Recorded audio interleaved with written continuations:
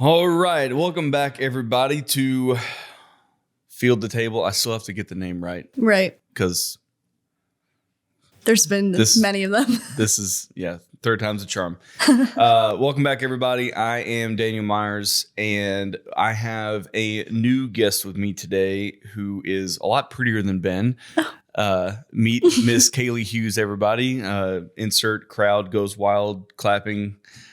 So, Kailee, what exactly is your role here at Field Pulse? I am the demand generation manager here at Field Pulse. I started about a year ago, a little over a year ago now. And I basically focus on all of our paid social efforts. Anything from Facebook ads to LinkedIn ads, YouTube ads, all of the ads. That is my bread and butter. So you're making them, you're creating them, you're designing them? Yep. I am making them, creating them, designing them, writing the copy for them, pulling the reports on them. So I can tell everybody, if you see it or read it out of Field Pulse, it's at least passed through your little fingers on your keyboard. Yes, that is correct. And what about like blog posts, or what kind of stuff don't you touch that is media or stuff that Field Pulse puts out?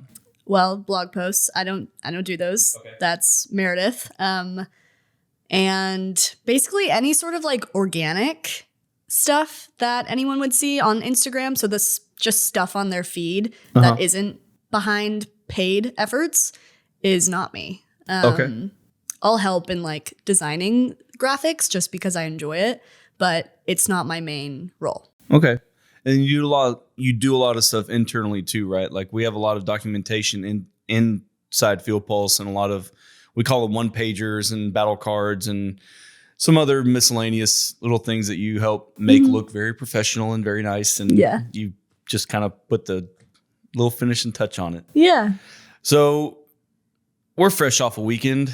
What'd you do this weekend? What did I do this weekend? I went to a show on Saturday night. Kailee this is her life. Everybody pay attention. Kailee's all about the shows. Yeah. So what show was it? It was a female DJ. Her name's Nora and Pure. Okay. She's from South Africa, and she's been on tour for a while. I'm pretty sure she just never really stops touring. Like last time I saw her, I was in Chicago. This show was in Fort Worth.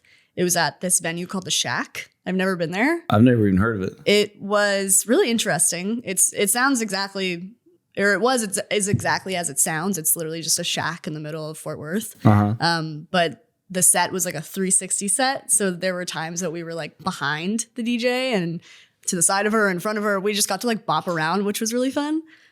We were talking about that, and I think what comedians call it, at least comedians call it, maybe bands too, is in the round. So they're in the middle. Yeah, that's what it was called on the poster. Okay. Which we were like, hopefully that means 360 set. Like we were like unsure. Yeah. And because that's something that I've noticed with like these types of like, I don't want to call it like underground shows, but like they're just not as advertised. They're just not mainstream. Yeah. So it's like hard to find like the nitty gritty details. Like we didn't know what time she was coming on until like 7 o'clock.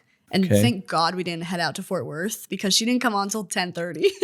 Oh my gosh. And we heard in Austin, she did a 3-hour set. So we were like, oh my God, how long? That's way past my bedtime. Yeah. How late are we going to be up here? I know. That's how I am too. Like I used to be able to do that back in the day. But now I feel like I'm getting to the point where I'm like, oh God, I'm used to being in bed way earlier than that. Like 10:30 is my bedtime. Now I'm expected to dance and like have all this energy. Like, yes, you are completely expected and required to dance and have a good time. You're absolutely correct. I did do. So. Absolutely. Yeah. Well, that's good. I'm glad you had fun. Yeah, it was fun. We like to hear Kailee coming into the office on Mondays, and more often than not, you have done something fun or you've done something entertaining. And for the rest of us normies that sit around the house and have families and kids and do gardening all weekend, it's fun to hear you out having fun, living life. Good. And I will always be that person for you. Good. I'll make sure I do that. Yeah. Yes. I'm living part of my life vicariously through you. I'll take it. Yep. I'll take it as a compliment. So where's my fearless partner, Ben, our fearless leader? Ben has been out. He has been out. He's like been a week. Recovering. He has. Wishing him the best. So wish him a speedy recovery. He's in communications. We talked to him. He's doing okay. And then I believe he's moving this weekend. So busy guy. Yeah, very busy, and good luck with 3 young kids moving, which he's moving on April 1st, which I kind of thought was, I'm sure you'll still get moved properly on April 1st, but there's something about it that would like, what if you don't? Are they going to show up late on purpose right. and call it a joke? What if they're or like, messing with you? Yeah. Not time to mess around. Moving. Like wrap your stuff up in bubble wrap and just leave it there. Something like, what prank could a moving company possibly pull on you? Probably none, because they do make a lot of their income off of tips. And I might not find that funny. No. I don't think I would. I don't think you'll be getting, at least I hope you'll not be getting messed with. Moving is high stress enough. Like, you don't need that. Yeah. So April Fool's jokes in general, how do you feel about them? What do you think? Love them. Okay. I think they're fun. Yeah. One day a year where you can like kind of mess around with everyone. Yeah. And then like once it's revealed, you're like, it's April Fool's, dude. It's like, oh. Yeah. I'm not mad anymore. Like, just seems like an opportunity for you to piss some people off, but it be slightly okay. It is kind of been a day for an excuse to make people mad, and if they hold a grudge, it's their problem. Exactly. Yeah. It goes deeper than that. Yeah. Oh, yeah. We'll get into deep today. Oh, yeah. We are going to get into deep. I personally love them. I'm not the best prankster, I will say. I don't know. I don't even know. Do you what either the go word like is. too big or too small? Yeah. Oh, yeah. And that's my problem. If I do prank somebody, I tend to take it a little bit too far. Yeah. And I'm the only one who thinks it's funny because I've played this out in my head and it's amazing. And then in real life, it falls flat. Right. But I do appreciate, like office humor type pranks of like covering people's desks in saran wrap and aluminum foil and sticky notes, and all that is hilarious. Taking a page out of the gym book from The Office. Yeah. Yes. We love that. It's harmless.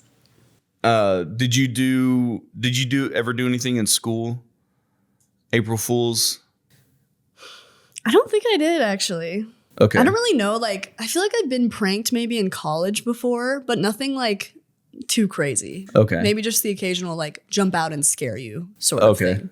I don't think I had any of the crazy like pranks that take a lot of planning. Okay. The only thing I can think of that we did, and maybe we did some other stuff in high schools, we all won April Fools, the entire class. Let's just say 80% of the student body wore their swimsuits to school. Oh.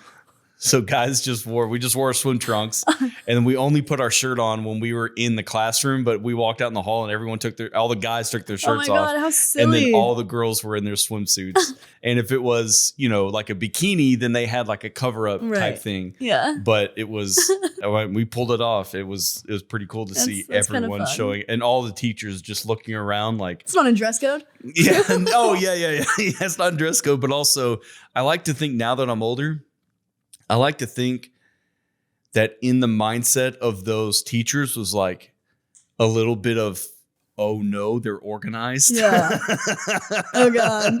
Oh no, they can do something together. Just instilling just a little bit of fear. They're planning against us. They're plotting. You're not as controlling as you thought you were, huh? Yeah. We got you. Well, let's move on. Just as a note, as an aside, a little bit of housekeeping about the podcast. I'm very excited to get this going again. It feels good to be doing this again. I really like it. I love our new set. Mad props to Joe and Meredith for helping bring all this together. And we'll be putting out new episodes every Friday. And if you want to catch up with us on Instagram, we'll be posting clips and teasers and, hooks to get y'all, of course, to pay attention and hopefully listen to the podcast every Friday. If there's anything you want us to talk about, or a topic that I missed, or a comment about my commentary or Kaylee's commentary, just email the show you can email us here, podcast@fieldpulse.com, or you can follow Field Pulse on Instagram. Of course, like I said, teasers, images, all that fun kind of stuff. So with Ben being out, we were not scrambling, but we were discussing topics for today's show. And I'm kind of glad we didn't do my original idea. That was going to be really boring. But I remembered that Kailee loves the Enneagram. Mm-hmm. You love it so much, you have permanently put it on your body. Yes, it is tattooed. You probably can't see past the laptop, but she has her Enneagram type tattooed on her elbow. I do. And we're going to get into that. But let's start first with what it is. Sure. I'll lean on you for the textbook, the true definition of what it is, and then I'll kind of say my own personal interpretation of that. Sure. So the Enneagram is a 9-type personality test. It can tell you a lot about who you are and your motivations and your fears, but also about the people in your lives, the relationships you hold. And it comes from a lot of different religions, like from Christians, Buddhists, Muslims, Jews. It's been around for thousands of years. I'm pretty sure I don't think it's in the Bible, but it's been around for that long. Maybe referenced. Yeah. Okay. And by the way, I'm reading from The Wisdom of the Enneagram. If you're trying to learn about the Enneagram, this is the book to get. This is the most legit I feel like you could find. And Kailee, by the way, gets these books for Christmas. So I do. I have a lot at home. I would venture to call you an expert, but when you're obsessed with something, you tend to dive in deep. Yeah. So go ahead. I'm always learning, though. So I'm going to read this line from it that I really like. The Enneagram can therefore be enormously valuable in today's world to show white and black, male and female, Catholic and Protestant, Arab and Jew, straight and gay, rich and poor, that if they search beneath the surface differences that separate them, they will find an entirely new level of common humanity. Okay. So it's for everyone. Okay. Everyone can use it. It's super helpful, like I said, to find your motivations, your fears, what you want out of life, and what sets you apart from all the different people on the earth. And you mentioned it, a way to relate to other people. Yeah. Yeah. Once you really start learning the Enneagram, I started learning it in 2018 in college. A friend of mine was introduced to the Enneagram through a counselor of hers, and she brought it to all of us, and we just latched onto it and would, hang out and just study the Enneagram. And once you start studying it and understanding it, and you find people who are your type, it's fun. It's oh, we have so much in common. We have literally the same basic motivations in life, which is really cool. All right. Yeah. So that is the textbook definition, if you will. And like I said, I would venture to say that for me, I found it a long time ago and many, many years ago. And there's lots of personality tests out there. There's lots of, Myers-Briggs is a big thing. There's Zodiacs. Zodiacs. Yeah, Zodiacs kind of. Yeah. But I think it fits in the bucket.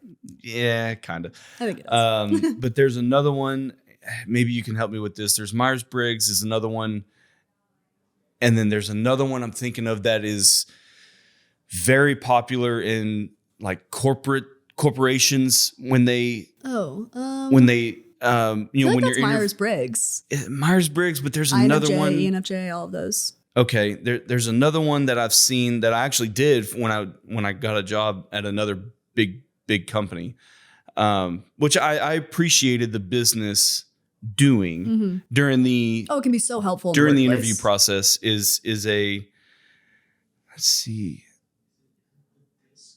Thank you, Joe. It's the DISC assessment. DISC. So there's DISC assessment in Myers-Briggs, who are the kind of the corporate, if you will, or professional aimed, personality test, but the Enneagram is much more personal. Mm-hmm. It can be related to work and used in a workplace setting, but it's more holistic of a person, I feel like. 100%. Whereas the DISC is very applicable to business situations, how you work, how, your motivations, ways to discipline, and how motivate. You work in a group, I'm sure. Yeah, and how you work in groups and how you work alone and blah, blah, and all that kind of stuff. Yeah. So I would say like what's super unique and personal, like you said about the Enneagram, is that you start showing signs of your type at like age 4. Mm-hmm. Like it is very early on. It comes from childhood because we all had different experiences, what good and bad growing up that,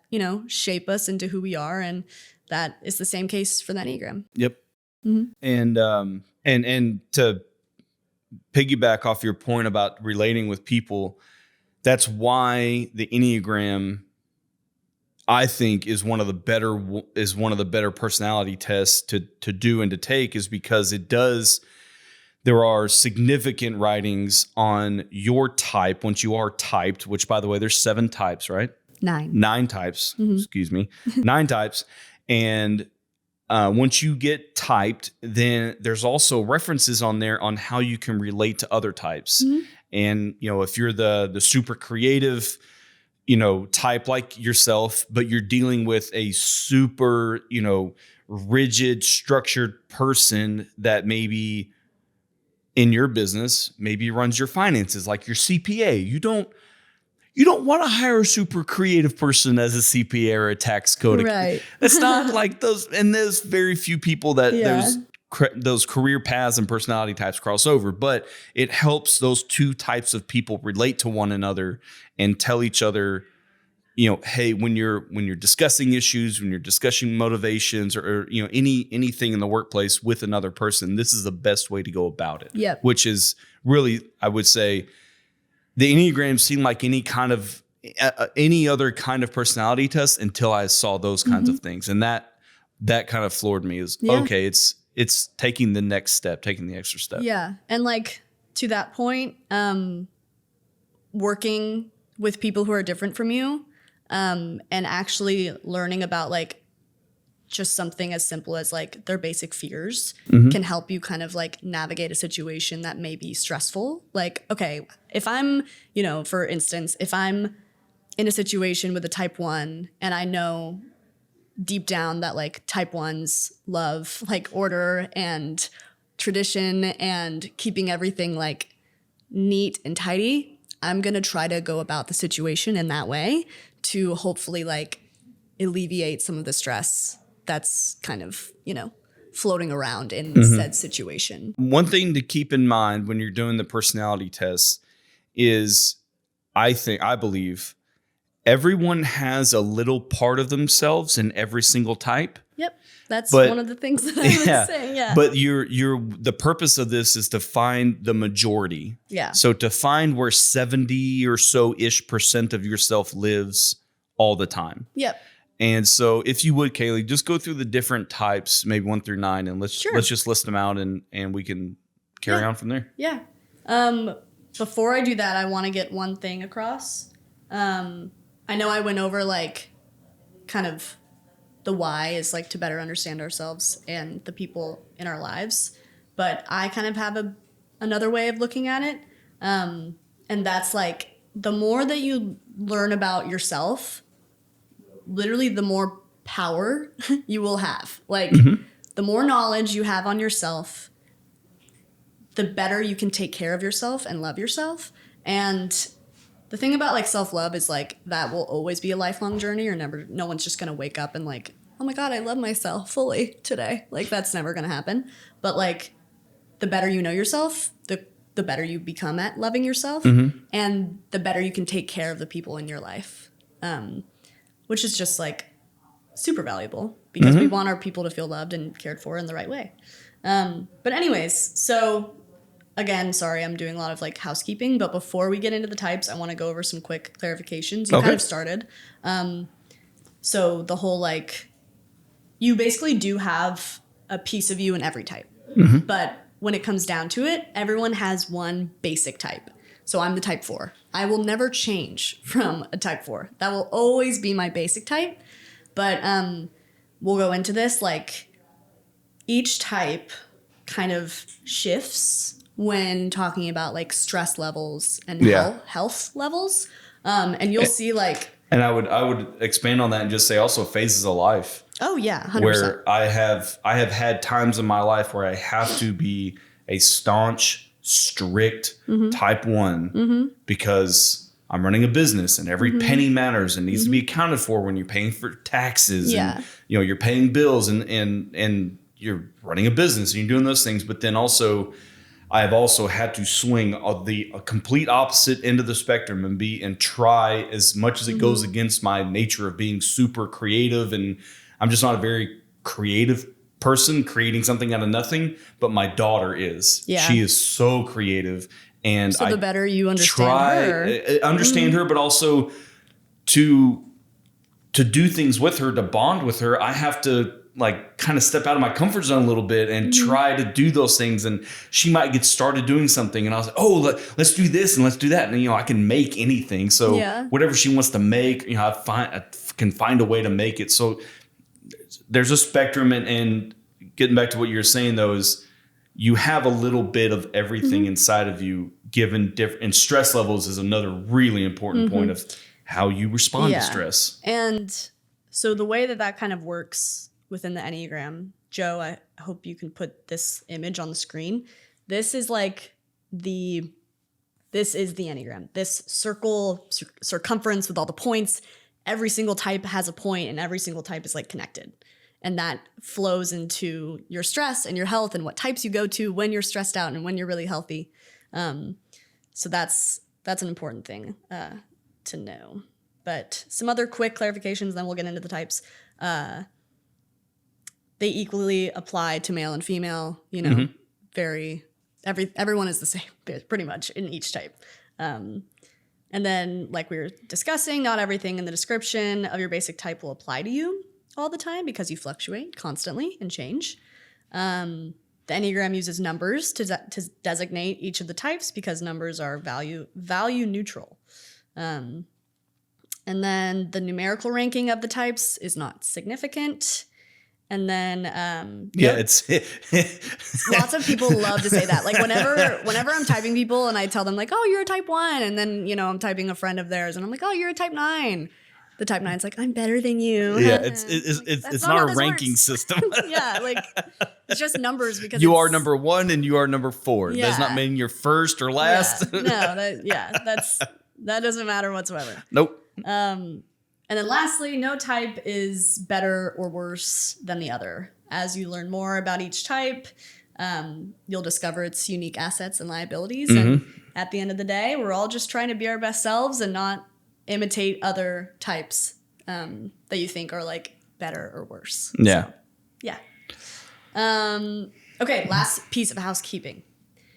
So there's the basic type, like I mentioned earlier. That's your type 4. And we're pretty sure Daniel's a type 7. So I'm gonna be referring to you as a type 7 just about this, because I do think that's true. But I'm a type 4. You are a type 7. But there are wings to each type. So let me explain what the wing is. No one is a pure personality type. Everyone is a unique mixture of his or her basic type, and then usually one of the 2 types adjacent to and on the circumference circle of the Enneagram. So I'm a type 4. I can either be a type 4 wing 3 or a type 4 wing 5. Those are the only wings that I can be. So the wing is like a little subtype of your type. Okay. Your basic type is the core of who you are. But the wings, add a little spice to your type. Okay. Yeah. So you're a 7. You can only be a 7 wing 6 or a 7 wing 8. Okay. Let me clarify this. Because when I talk to people, they love to say, oh, yeah, I'm a type 4 wing 9. That is not possible. You cannot be that. Okay. You can only be the wings adjacent to your type on the circle of the Enneagram. Okay? Okay. Just have to clarify that. All right. Okay, here we go. So the types. Type 1 is the reformer. They are rational, idealistic, principled, purposeful, self-controlled, and perfectionistic. They are big fans of rules. They love a good rule. They are the moralists. They are traditionalists. They want to do good in the world. They have a very strong sense of right and wrong. They're advocates for change. They're well organized. They're orderly. They're the people who are making their beds in the morning. They're the people who are in finance. Do you know any ones in your life? Can you think of any as I'm like, yeah. I feel like ones, like most types are pretty obvious, I would say, probably to me, because I've been reading about this stuff for a while, but I feel like the one is pretty easily to find in your life. They got their shit together. Like that is their goal. That's safety, the entire team security. Of people that do my taxes every single year. Yes, exactly. These are the rules, and it's very hard to budge on the rules, which you need those people in your life. Oh my God, yeah, they're so important.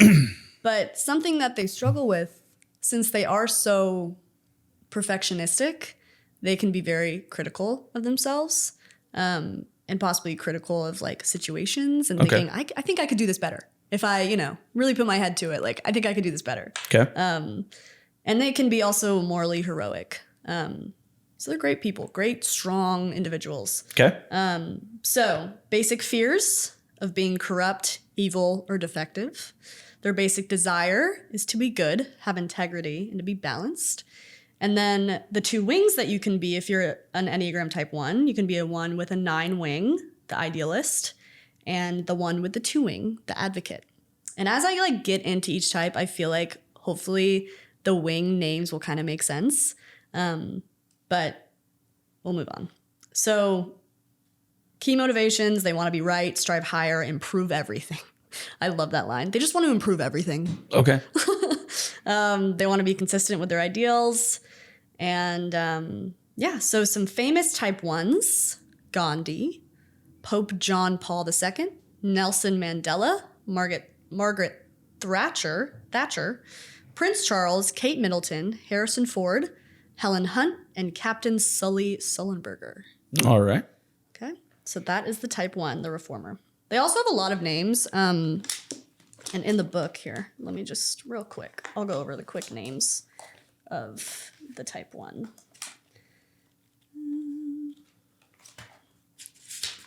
So the teacher, the activist, the crusader, the moralist, the perfectionist, and the organizer. All right. Yeah, so that is type 1. Type 2. Type 2 is the helper. I have a lot of type 2s in my life. My mom's a type 2. 2 of my best friends are type 2s, and all 3 of those people I just named are teachers. Okay. Which I'll get into. Type 2s are caring, interpersonal, demonstrative, generous, people-pleasing, and possessive. So when I'm naming off these like characteristics, some of them might have like, you might think of them as a negative thing, but the more you learn about them. Possessive could be construed as a negative thing for a teacher. Yeah. But also, I think the reason why possessive is in the description of the type 2 is because they care about their people so much. Yeah. And they don't want bad things to happen to their people. Mm-hmm. And that's kind of how I see the possessive in this. Okay. So 2s are empathetic, sincere, and warm-hearted. They're friendly, generous, self-sacrificing, which can also be one of their weaker spots, is that they put literally everyone and anyone before themselves constantly. Because they are honestly, the type 2, they are the people's people. They are on this world not for themselves. Like they're here for other people. Okay. And to love them and care for them.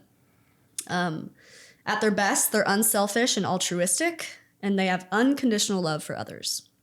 They are fantastic friends, too. They are great friends. Am I correct in assuming that nurses fall heavily in this category? Oh, yeah. Okay. 100% actually. Okay. The teacher, the nurse, the caregiver, yeah. Which makes a lot of sense for teachers being type 2 and maybe either being type 2 or type 1 and a wing in either direction, that teachers are, for the most part, rule followers. They have an agenda. They have, what do you call it? their strategy and their course. Lesson plan. Yeah, their lesson plan, and they stick to it, and they're on a time schedule. And so that makes a lot of sense. And honestly, when I get into type 3, both of the wings for type 2, type 1, and type 3 are very much like what you just said, like very orderly. Mm-hmm. Because a lot of them are in professions that require them to have a lot of heart, but also be extremely organized and have everything figured out. So the basic fear of the type 2 is being unwanted, unworthy, or unworthy of being loved. Their basic desire is to feel loved. So love is a huge thing for them overall. So getting back to what we said a few minutes ago, a little bit of this, of yourself is sprinkled into every type. Mm-hmm. That is a prime example. Everyone wants to be loved. Everyone wants to be liked. Yeah. Everyone wants, even though you might have a hard exterior and you might, be brash with people, you still somewhere in your life, you want to be loved. You want to be liked. And so this is an example of there's a little bit of you sprinkled in among all these types. Yeah. But the difference here is that this to be loved is everything motivation to them. It matters to them. Because they give so much, they just want to see it in return. Yep. So a little piece of advice also, type 2s on their birthday, hype them up. Tell them you love them because they are the friends who will do everything for you on your birthday. Okay. So the one day a year that they want to feel that reciprocated. Just put that mirror up in front of them. Yes. Just love and care for them and do all the things. Okay. That makes them feel the best. All right. So the wings, type 2 with a 1 wing is the servant. I wonder if that kind of clicks after we went over the type 1 and the type 2. Okay. And then the Enneagram 2 with a 3 wing is the host or the hostess. So famous type 2s, Eleanor Roosevelt, Nancy Reagan, John Denver, Lionel Richie, Stevie Wonder, Barry Manilow, and Dolly Parton. All right. Cool. That's type 2. So type 3, the achiever. Oh, some of the names in your book, like you did for type 1. Oh, yeah. You're right. Here we go. The altruist, the lover, the caretaker, the pleaser, the enabler, and the special friend. Ooh, the enabler. Yeah. That cuts deep. Yeah. Ooh. Oh, yeah. And so something else real quick, side note. If you are looking to get the wisdom of the Enneagram, something that I love that they do in each type is that they have this Riso Hudson, which are the authors of this book, the type attitude sorter. And it's basically like a checklist that you can, once you find out your type and you take the test, because the test itself is in this book, like the real test with the paragraphs and everything. Once you find out your type, you can obviously read the whole chapter about your type, which is massive. Like there's the childhood wound, there's everything. But you can go along this little checklist and see which ones really apply to you. Some of them, maybe one of them, 2 of them won't work, but a lot of them will. And it's very like, oh, yep. It's just, it's funny. Yep. And again, with the what we just said about the numbers not being a grading scale, the test is not a pass or fail test. Yeah. The test is like a placement test. It's more of a assessment than it is a test. So it's the gateway. Yes. Okay. So type 3s. Yes, type 3, the achiever. The success-oriented, pragmatic type, adaptive, excelling, driven, and image-conscious. Sounds like most entrepreneurs that I know. Oh, yeah. They love to succeed. Big succeeders. They can be workaholics. It's kind of their shtick. Most entrepreneurs that I know. Yeah, exactly. Yep. 3s are self-assured, attractive and charming, ambitious, competent, and energetic. They can also be status-conscious and highly driven for advancement. They're diplomatic and poised, but can also be overly concerned with their image and what others think of them. They typically have problems with workaholism and competitiveness. At their best, they're self-accepting, authentic, and everything they seem to be. Role models who inspire others. So yeah, very much career-driven, success-driven. I mean, the name itself, the achiever. They are on this earth to win.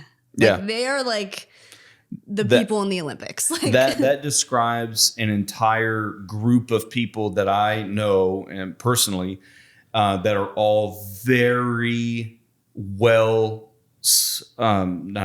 super successful real estate agents. Oh yeah, for sure. Lots of real estate agents. Image is important to them, and their image to their clients is very important. And it's nothing, selfish or any of that. It comes with the territory to be a real estate agent at that level. You have to be obsessed. Present yourself in a certain way. You have to work on vacations. You have to keep fighting and going and challenging and driving because other agents love your amount of success and they want that. And so you have to keep going. You have to keep going. You have to keep going. You have to keep going. Oh yeah. So key motivations, they want to be affirmed, to distinguish themselves from others, to have attention, to be admired, and to impress others. Famous type 3s. It's going to be a lot of like sports or like politicians. Bill Clinton, Michael Jordan, Prince William, Arnold Schwarzenegger, Tiger Woods, Muhammad Ali, and Taylor Swift. A whole lot of duh. Yeah, we know. Yeah. So some other nicknames of the type 3 other than the achiever: the motivator, the role model, the paragon, the communicator, the status keeper, and in quotes, the best. which is good, yeah. Highly subjective, but still true. Yeah.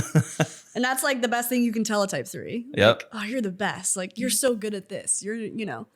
But since like they love to be hyped, and this goes with the parallels of the type 2 and how they want to be loved and cared for, they're the biggest hype people. Like they will hype you up. They will make you feel awesome too. Okay. Yeah, that's type 3. Okay, we're getting into type 4. All right. Which is my type. So it's always like I always feel kind of weird. So just close your computer and talk about yourself. Yeah. I always feel kind of weird like talking about my type, but anyway, so type 4, the sensitive, withdrawn type, expressive, dramatic, self-absorbed, and temperamental. So, like my point earlier, some of these will come off negative, but the more that I've learned about myself and my type, the word self-absorbed really only means I know myself so well and I'm so self-aware. Okay. That's kind of what it's so self-aware about. Would be a good substitute for self-absorbed. Yeah. Because self-absorbed can mean conceited or, getting back to the type 3 where they think they're the best. Yeah. There's that, again, what we've been talking about this whole time where you're type 3 into like a wing 4 where you could be perceived as conceited. But, and I've learned this dealing with lots of different type of people over my life is very, very seldom, very rarely are people actually truly conceited. Yeah. What they're doing is hyping themselves up and holding themselves to a higher standard. They're doing it not only to themselves, but they're doing it for themselves. Yeah. They're hyping themselves up and they're keeping themselves on a high level to a high standard because that's the way they see themselves. They want to be that super high achiever. Yeah. But it can come off or be portrayed or be misinterpreted as being completely self-absorbed or conceited. Yeah. Real quick, I realized I forgot to talk about the basic fear, desire, and then the wings for the type 3. Should I go back and do that? No, let's move on. Okay. Let's just remember to do it from now on. Yeah. So anyways, the type 4. 4s are self-aware, like I just said, sensitive and reserved. They are emotionally honest, creative, and personal, but can also be moody and self-conscious, withholding themselves from others due to feeling vulnerable and defective. They can also feel disdainful and exempt from ordinary ways of living. They typically have problems with melancholy, self-indulgence, and self-pity. At their best, they're inspired and highly creative. They are able to renew themselves and transform their experiences. So, to kind of what I said way back in the beginning about the more you learn yourself, you can like learn to love and accept yourself sort of thing. I remember growing up before I found the Enneagram and me being as emotional as I am now, being like, why do I care so much? Why am I so emotional? Why do I feel this way all the time? Like all my feelings are so intense. And then I found the Enneagram and I'm like, this is literally who I am to a core. It's not a bad thing. Mm-hmm. Like, it helps you see yourself in a different light. Like, oh, this is just who I am. Mm-hmm. And it's cool because no other type is as emotional as me, or like the one, no other type is as organized as me. Like it's maybe the things that you would look at yourself in a negative light and spotlighted in like a really beautiful way. Mm-hmm. So to this point, the type 4, the individualist or the romantic, has a bunch of different names of which I'll go over. But the worst thing, the biggest insult you could tell a type 4 is, you're just like everyone else. Ooh. Like, I would never want to hear that. Yeah. That is the worst thing that anyone could ever tell me. We want to be unique. We want to be, different from the crowd. Which explains a quick side story about Kailee. Kailee came into the office with this amazing, colorful, oversized, colorful sweater. It was a vintage buy. It was all these cool things, and she was so hot and on herself. Man, she was feeling herself. Yeah. And then it was Libby. Either somebody in the office said, "Oh, did you get that from Target?" And Kailee said, "No, it was a vintage shop. I bought it, this and that." And I think they showed you like the picture where it came from on Target. Yeah. It just crushed you. She's like, "Yeah, I literally have it at home. I got it from Target like last year." I was like, "Fuck." I was literally heartbroken. We all watched the air just deflate out of Kaylee's balloon that day. Yeah. It was funny to watch. No, it was funny. Like, I was laughing, but I was like, damn, like, that sucks. I thought it was so different. So unique. Nope. No. It's literally from Target. You got suckered. There's You got catfished. Thousands of those sweaters You out got there. catfished by a sweater. Yeah. Oh my God. Perfect example, Dan. Yep. Perfect. Go ahead. Yeah. Basic fear that they have no identity or no personal significance. Basic desires to find themselves and their significance to create an identity. And then the Enneagram 4 with a 3-wing is the aristocrat. And then I am the Enneagram with a 5-wing, the bohemian. Okay. That explains you. Yeah, right? Yeah. When I first read that, I was like, yeah, that's it. Yeah.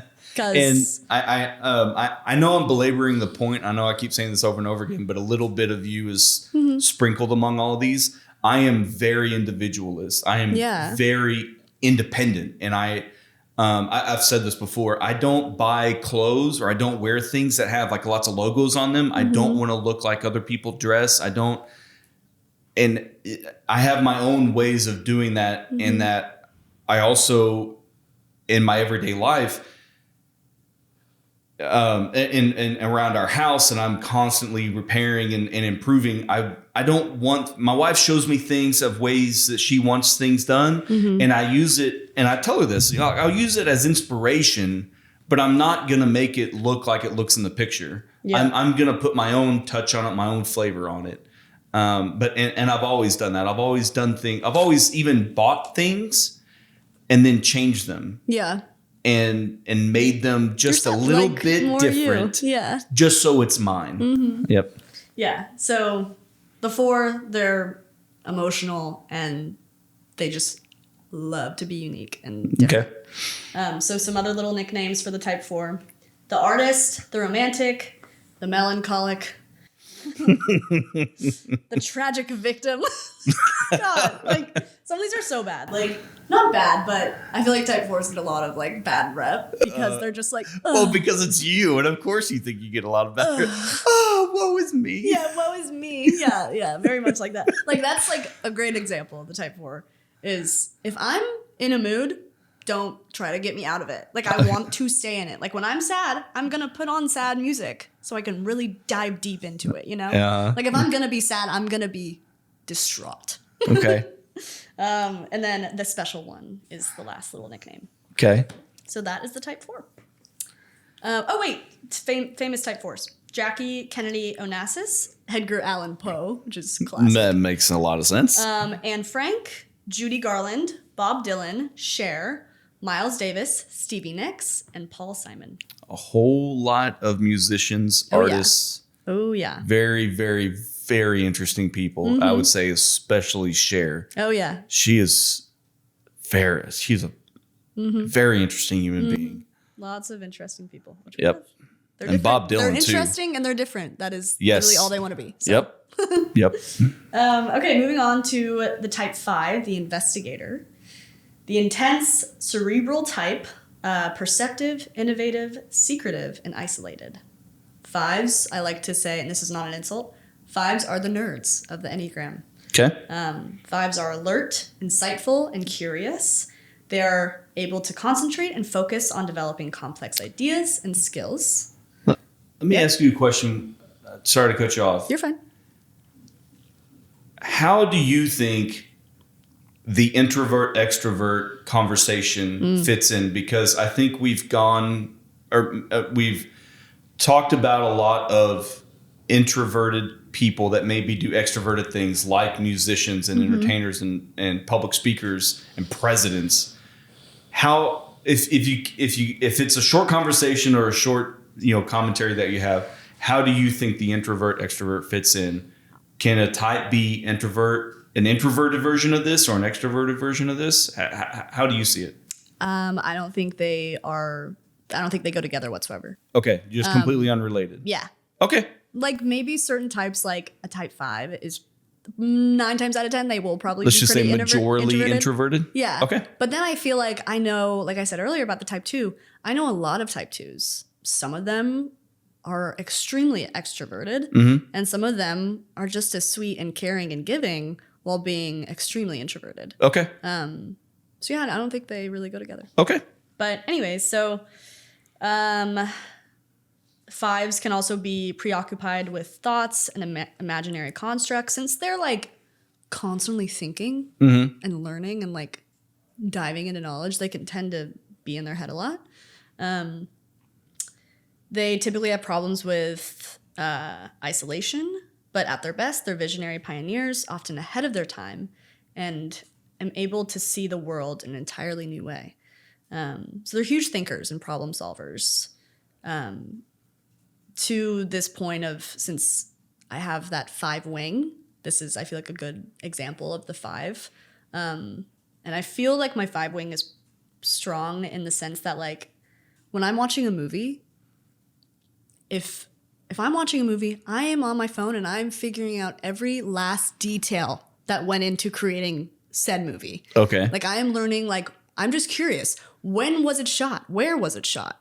What kind of camera was it shot on? Like, I'm just like, I'm curious. And there have been times when like my phone's dead and I'm watching a movie and I'm like going crazy. Like, I'm like, I need to know. Like, see, I'm the opposite of that. When I'm watching a movie, I don't even want noises around. I want it completely quiet. I want to, because I'm invested in the movie or the show. Yeah. I wish I was more like that, but I just like have to know. It drives me crazy too when people do that. Not that they do that, but when they bother others when they do that. It just, so if you do it, so on the other side of the couch, there with the low quietly, brightness, yes, turn your phone down, quiet. You can do it, and as long as you're not bothering me with it, go ahead. And I'm watching, but I'm watching and I'm learning.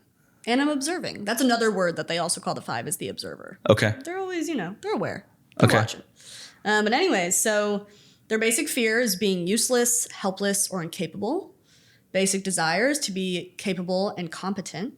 And then the Enneagram 5 with a 4 wing is, I actually don't know what this word is. The iconoclast? Iconoclast, okay. I don't know what that is. Does anyone know what that is? I'm sure somebody's going to fact check me. I believe iconoclasts is they see themselves. I'm going to try to say it. Can we look it up? I have a definition in my head. Jonas. Iconoclasts are like a bohemian. You go your own way. Oh my God. Like a rebel. Wait, that actually makes a lot of sense. I was thinking of somebody that is like a pillar in the ocean, or like a rock standing up in the ocean, the whole ocean swirling around them, but the rock is steady. The rock is standing still. Yeah. And they refuse to bow to the pressure. Right. They stand up on their own. That's definitely that type 4 Okay. in them. The wing, at least. Like, they're still a type 5, but since they have that 4 wing, they're still like wanting to be on their own and do their own thing. And then the Enneagram 5 with the 6 wing is the problem solver. So key motivations, they want to have all the knowledge in the world. They got to know things. To to understand the environment, to have everything figured out as a way of defending themselves from threats of the environment. It's kind of intense. So some famous type 5s, Buddha, Albert Einstein, of course, Oliver Sacks, John Nash from A Beautiful Mind. Do you know what that is? Mm-hmm. Yeah. Stephen Hawking, Vincent van Gogh, Agatha Christie, and Stephen King. So I feel like those are all, like, once you start finding the famous types of each type, it's like, yeah, I understand now. Mm-hmm. So some names, some classic little nicknames. The thinker, the innovator, the observer, the specialist, the radical, and the expert. Okay. Okay, that's type 5. Moving on to the type 6. I also have a lot of type 6s in my life. Like, my best friend in the whole entire world is a type 6. Okay. The type 6 is the loyalist, so they're also really good friends. They're committed, security-oriented type, engaging, responsible, anxious, and suspicious. The committed, security-oriented type, 6s are reliable and hardworking, responsible and trustworthy.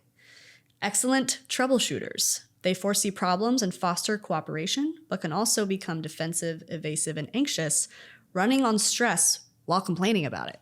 So the type 6, they have to be doing stuff like at all times. Because they're very like responsible and hardworking. Like, they're really good in school, they're really good in the workplace, but they kind of like do love to be stressed. Like, they're kind of anxious, like kind of all the time. And that kind of goes into like planning. Like, and the reason why they're so good in the workplace is because they have to have a plan. Mm-hmm. They have to have security. They have to have a problem to solve. Yes. Yeah, there was a guy, my parents owned a business when I was born.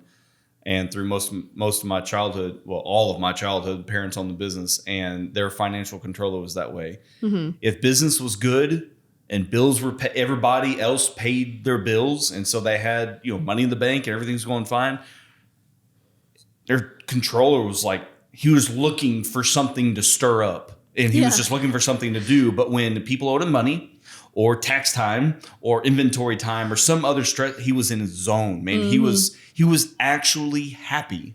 Yeah. Because he had a problem to solve. He had something to work on. He had something to do. They're good with their hands and crafts, like he played a lot of golf, I'll say that. Mm-hmm. But he it's like he had a task and he had a problem to solve. Mm-hmm. And then times when my parents are very happy being the owners, all their bills are paid and people paid them, all the money that they were owed and cash in the bank, and we can go on vacation. Everything was fine. Their controller was just like, there's nothing to do because everything's great. Yeah, exactly. So they got to keep busy. Like, yeah. Oh, yes. My best friend, who I keep mentioning, like, she is an incredibly hard worker. She has a regular day job, 9 to 5, 40 hours a week. But then she has her own vintage shop on the side. Mm-hmm. And like, she's one of the people who, again, she's constantly doing stuff. So when she started doing the vintage thing, I was like, oh, so I'll just never see you ever again. She's like, oh, yeah. Like, she's just this also takes time to do. Yeah. Damn. Yeah. So they love to keep busy, but they need to keep busy for that sense of security. Mm-hmm. They typically have problems with self-doubt and suspicion. At their best, they're internally stable and self-reliant, courageously championing themselves and others. Similar to the type 2, like I said, they make amazing friends. They are loyal by default. Sometimes, in a sense, that's like can be hurtful to them because loyalty is everything. Like, even if they're wronged, like, they don't want to be the ones to walk away. Sort of thing. They will stand up for their people. And they will also, this is something I've really noticed with type 6s, they will always support the underdog. They love the underdog. Okay. Which is really sweet. That's cool. Yeah. So basic fear is being without support and guidance. Basic desire to have security and support. The 6 with the 5 wing is the defender. And then my friend, the 6 with the 7 wing is the buddy, which I'll get into the 7, but that makes a lot of sense. Okay. So some famous type 6s, Marilyn Monroe, Richard Nixon, Robert F. Kennedy, Bruce Springsteen, Julia Roberts, Princess Diana, Mark Wahlberg, and Mike Tyson. And some other nicknames for our type 6. Let's see. The Guardian, the True Believer, the Doubter, the troubleshooter, the traditionalist, and the stalwart. Stalwart? Stalwart. I don't know what that is either. What is that? Same thing as before. I have a definition in my head. It's not going to come out the best. Okay. That's okay. So yeah, that's the type 6. If you have a friend as a type 6, you're lucky. Yeah. Moving on to the type 7, which we think is Daniel. Okay. I think that would make sense. The busy, fun-loving type, spontaneous, versatile, distractible, and scattered, which may be possibly you. Could also be an 8, though. But anyways, the 7 is the life of the party. Okay. They are great people to have around, great energy to have around. They're also the type of person you could bring to a gathering where they know no one, and you can just let them go. Okay. You can just have them make a bunch of friends. Like, they'll be good on their own. Like, you don't got to worry about, like, oh, am I going to have to, like, babysit my friend tonight because they don't know anyone? Like, they'll find friends. They'll walk out of there with 100 new friends. Yeah, that's not me. Okay. We'll talk to you after this then. Definitely not me. So they're playful, high-spirited, practical, and they can also misapply their many talents, becoming overextended, scattered, and undisciplined.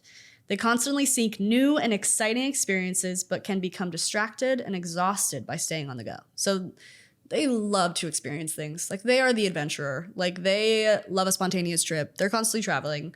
They love doing new things. Like, when I'm at music festivals, I feel like 80% of that crowd is type 7s. Sure. So basic fear is being deprived and in pain. Basic desire is to be satisfied and content to have their needs fulfilled. Mm-hmm. The Enneagram with the 6 wing is the entertainer. And then the 7 with the 8 wing is the realist. So, I mean, their main motivation is to be free and have fun and experience new things, to avoid missing out on worthwhile experiences, to keep themselves excited and occupied, and to avoid pain at all costs. Yeah, that's definitely not me. 'Cause I intentionally do things to intentionally make my life harder. Yep. Just because I want a struggle to overcome and I want to feel like I achieved something. I'm starting to think you're an 8. Famous type 7s: Thomas Jefferson, Benjamin Franklin, Amelia Earhart, John F. Kennedy, Elton John, Mick Jagger, Leo DiCaprio, Robin Williams, and Miley Cyrus. All right.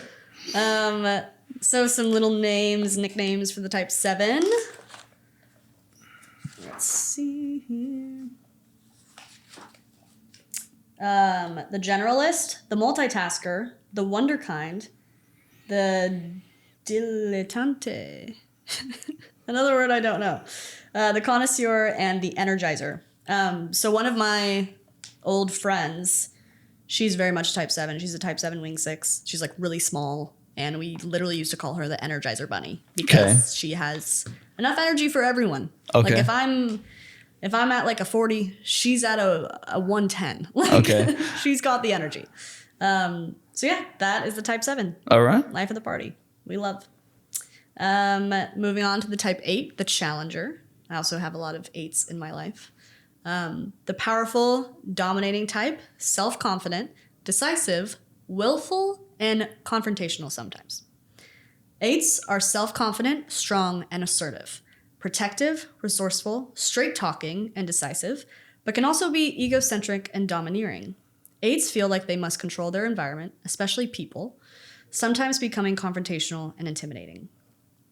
So if I've always kind of said, since I've learned the Enneagram, that if you have a type 8 on your side, you feel really lucky, and you know that, like, they will literally do anything for you and be like your protector, even if you don't need one. Like, they will be there standing up for you and making sure that you're heard. And like, another thing, like, I feel like when a type 8 walks into a room, it is known. Like, you can feel it. They're strong. They're strong. They have a lot of will in them. One of my best friends, she lives in Chicago, and she's a type 8, and she is in law school right now. Like, she will always stand up for what she believes in, and she won't stop at anything until what she wants to see in the world is happening. So they're very like inspirational and can be intense, but like intense in like the best way. Sure. So their basic fear is of being harmed or controlled by others. They're not ones to be controlled by others. They're gonna walk by the beat of their own drum. Mm-hmm. Basic desire to protect themselves and to be in control of their own life and destiny. The Enneagram 8 with a 7 wing is the maverick. And then the Enneagram 8 with a 9 wing is the bear. Okay. So they want to be like self-reliant. They don't want to rely on anyone. They want to resist weakness. Mm-hmm. You know, be in control. So some famous type 8s, Franklin D. Roosevelt, Martin Luther King Jr., Lyndon Johnson, Toni Morrison, Serena Williams, James Brown, Aretha Franklin, Barbara Walters, and Jack Nicholson. That makes a whole lot of sense. Right? The people always hit. Like once you like kind of learn about the type, you're like, yep. So some other nicknames: the leader, the protector, the provider, the entrepreneur, the maverick, and the rock. I was going to say the type 8s also sound like a lot of entrepreneurs that I know. Oh, yeah. That I don't want to say do things haphazardly or toss caution to the wind, because I do. The people that I know are very calculating, and that they do want a sense of security while also taking a risk and putting things out there and, you know, kind of seeing what happens. But yeah, that's a very, very powerful entrepreneurial. They're good in business. Yeah, good in business, but also they're self-reliant. And in the world of starting your own business, being an entrepreneur, when the world is not steady and your environment is not steady, those people are steady. Yes, exactly. Yes. They're the rock. Mm-hmm. So yeah, that's type 8. Last type 9, the peacemaker. The easygoing, self-effacing type, receptive, reassuring, agreeable, and sometimes complacent. Enneagram type 9s are accepting, trusting, and stable. They're usually creative, optimistic, and supportive, but can also be too willing to go along with others to keep the peace. Mm-hmm. So that is classic type 9. My brother's a type 9. He's a firefighter. He's very much like wants to help and, you know, be kind and be a good person. But the type 9 will avoid conflict and confrontation like the plague. They're going to literally do everything in their power to avoid that. Like if it's a conversation, they're not going to have it. They're going to run from it. Mm-hmm.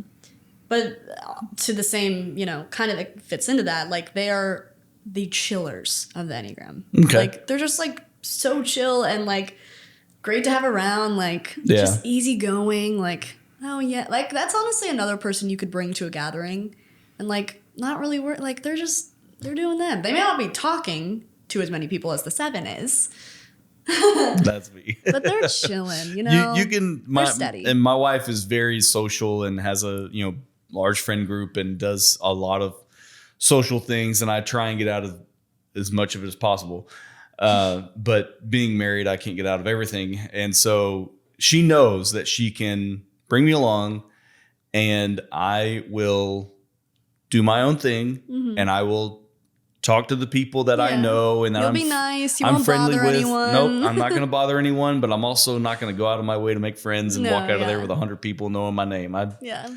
And similar to the 5, you're observing. And she can go out. My wife will just like, we'll split at the doors and she'll just go and like, oh, she's living it, you know, and she's loving, she's absorbing all the energy and catching up with all the people that she knows and doing her thing. And I'm just hanging out. I'm just there. And I'm just there. Exactly. That's the type 9. They're just there. Yep. I'm just there. I'm just hanging out. It's great to have them around. Sure. Relaxing, chill. So the basic fear of the type 9 is of loss or separation. Their basic desire is to have inner stability or peace of mind, hence the peacemaker. The Enneagram 9 with an 8 wing is the referee. And then the Enneagram 9 with the 1 wing is the dreamer. So the key That's an important point. What you said about at the beginning was this is on a wheel, this is on a spectrum. And so 9 going back to 1, that makes a lot of sense about your brother. Yeah, right? Yeah, like he literally wakes up at like 4 a.m. every single day and like he has to have his stuff together. And I'm pretty sure he is the dreamer, with the one wing, because he also like is a musician. Like he's just he's the creative type, but he's also like extremely stable and Yeah. you know, Okay. he fits into the 9 for sure. So key motivations: to create harmony in their environment, to avoid conflicts and tension, to preserve things as they are, and to resist whatever would upset or disturb them. They're avoiding that. They're not doing that. So some famous type 9s: Queen Elizabeth II, Abe Lincoln, Dwight D. Eisenhower, Walt Disney, Ringo Starr, Aubrey Hepburn, Morgan Freeman, and Lisa Kudrow. All right. So some nicknames for the peacemaker: the healer, the optimist, the reconciler, the comforter, the utopian, and the nobody special. Damn. But so those are all of the types. So one thing about the type 9 I was thinking of as you were talking is, while I have a twinge of this in myself where I don't like confrontation. I don't want confrontation, but I'm also not afraid of it.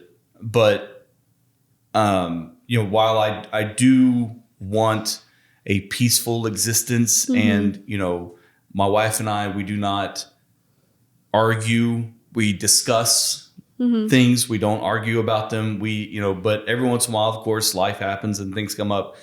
But it's a funny thing on the flip side of that, where my son is 2, and I have to do things that put distress in his little mind and his little world.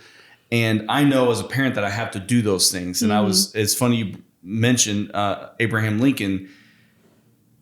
In the heart of the Civil War, he had, while I'm sure, and there's a lot of letters and a lot of literature you can read about Abe Lincoln, he was doing something externally that was trying to make the peace, but also trying to move things ahead and move things along.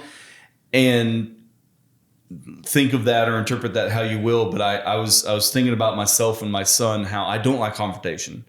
But if I need to teach my son something and it causes him a 2-year-old meltdown tantrum, it is what it is, boy. Yeah, I mean, my brother's like that too. I think it's also like being a parent. Like, that's part of being a parent. You gotta do that. But also just in life too, of having, and I can relate that too, with having difficult discussions with customers over the years, owning my own business. Of this is what it is. Sorry. But I'm not going to and to translate that into my own inner peace. I know that I'm telling you the truth. Yeah. And I know that these are just your peace. Yeah. My peace is that these are just facts, and I'm being completely honest with you. It's just how it is. And it is just how it is. And this is going to happen how it's going to happen. Either you're going to hire me to do the work and I'm going to be able to make the money, or you're not, and you're going to go find somebody else who's going to tell you what you want to hear, type thing. Yep. But there's a wide variety of ways, with all kind of circling up with all of these, to interpret them, to make references to them, to even to try and define them. I keep going back to it, but there's a little bit of every person sprinkled around every single type. Yep. And it's just important to find out where you spend the majority of your life or the majority of your time in one of those types. And then if this is in the book or readily available, how would 2 opposite ends of the spectrum relate to each other? If you can have like a type 2 and a type 8 person who are working together in a professional setting, how might one being the manager of the other one, let's say a type 2 is a manager of a type 8, how do you see that relationship working out in a, let's not call it a dispute, but say, an everyday life situation comes up where there's maybe a struggle between them? I would say like if the 2 is the manager in the situation, then they would really have to put on like their manager hat, which they probably don't really enjoy. Okay. Because again, they are so down to earth and like loving, and they want to make sure everyone around them feels that from them. So the tough conversations are not their favorite. Mm-hmm. The 8 really doesn't mind them. The 8 wants to get better. The 8 wants to figure out whatever is the issue here. Mm-hmm. So they'll probably respond pretty okay depending on what the situation is. Depending on what it is, sure. Yeah, like if it's something that's going to strike a chord within them personally, like they may lash out and raise the voice a little bit, which is not going to be good for the 2. And so that's when this comes into play, is if they know the Enneagram and they know that their manager is a type 2, they're going to really try their hardest to hold back on maybe the emotional outburst. Yeah. And try to get level-headed with the type 2. But yeah, I feel like the type 2 would really put on the manager hat and try to get on the type 8 level of, hey, this is where I'm coming from. And, you know, they're going to be the most gentle. Okay. For sure. Like in any sort of confrontational situation. Like even one of my best friends, type 2 teacher, like she's obviously had, you know, disputes with parents and people, and she hates it. She doesn't like to do that sort of thing. But since she's also, like we said, like the type 2 is, they want to succeed and they want to do well in their job and in their career, they're going to do what it takes, but they're really not going to like it. Yeah. And the type 8 will mostly respond well because, again, they do, like if it's something like, hey, I need you to pick up the slack here, like they will take that and run with it. And they'll make sure you never have to tell them that ever again. So yeah, I don't know if that answered your question. No, it does. And I just wanted it to be an example of, again, bringing it back to workplace. And I really seriously encourage people to, if you're a hiring manager, if you're a business owner, do something like this. I highly encourage the Enneagram. I like it, but there's also other ones. We mentioned the Myers-Briggs and the DISC. This is just better for your entire life. Yeah, it's a more holistic view of kind of who you are. But depending on your workplace setting, and if you're a small business owner, an Enneagram type would be much more beneficial to you because you're much more involved in your people when you're a small business, and you know their wives' names, you know their kids' names, you know why they have to leave early because their son has to go to the doctor, their daughter has to be at softball. These things that you're so much more invested. Typically, you're so much more invested and involved in your employees' lives when you either are part of a small team or you own or manage a small business. And so going and doing this and hosting this for your employees and for your coworkers too. You don't even have to be a boss, just for your coworkers to have everybody's type and to at least, it's not something I joked the other day about having the little restaurant stand on everybody's desk around here with a number like at a restaurant, you know, so we all know each other's types. You would love it. At least you know it. Maybe in the back of your mind, at least you know. How should I approach the situation? Yeah, exactly. And then with all the books, with all the online resources, with all the coaches who do this kind of stuff, you can go and find the resources. Yeah. Should a very difficult situation come up, you can be armed and ready for the best way to handle the situation, given that person's personality type. And there's 101 different instances or situations where you might enter into a bad situation, but because you understand each other on both sides of the table, you negotiate, you work it out, you do whatever superlative you wind up coming, the conclusion you come to, it can be a positive thing. You can find a way to either work together or to task things out or to whatever the solution may be to turn a negative into a positive. And it doesn't always have to be get out of here. So to my that way point, or the highway. Yeah, like to that point, I think something that is extremely valuable to walk away from today's conversation is when you're in those situations where maybe someone is acting a little differently than you would act or doing something completely different than you would, you just got to remind yourself that is literally the type of person that they are. And that just settles a lot of stress and like unnecessary, emotions and like opinions on people, that can save you from a lot. That is just the type of person that they are. Yeah. There are 9 types of them. And that is just the type of person that they are. What do you say, or do you have any quick advice for people? Because I know that this can be especially frustrating when you're looking in the mirror at someone when they're the exact same type of person that you are. Mm-hmm.